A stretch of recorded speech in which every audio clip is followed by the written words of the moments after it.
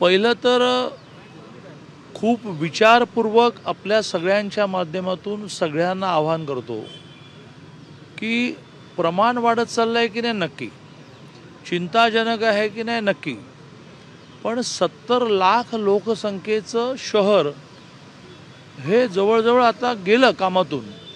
अशा प्रकारची प्रतिमा जी वेगवेगळ्या बातम्यांमधून निर्माण होते आहे, याचा पुण्याकडे बघण्याचा दृष्टिकोन बदलण्यामध्ये परिणाम होणार आहे. एका बाजूने सगळ्यात चांगल्या शिक्षण संस्था पुण्यामध्ये, पुणे हे शिक्षणाचं माहेरघर आहे. आज पुण्यामध्ये महाविद्यालय आणि विद्यापीठं ही इतकी झाली की कुठलाही अभ्यासक्रम इथे नाही असं नाही. इंडस्ट्री इथेच जास्त, हॉस्पिटल म्हणजे वैद्यकीय सुविधा इथेच जास्त. अशा एका प्रचंड विकसित होणाऱ्या आणि जगामध्ये नावारूपाला येणाऱ्या म्हणजे देशातलं 8वं मोठं शहर भौगोलिक आणि लोकसंख्येदृष्टीने हे मानलं जातं.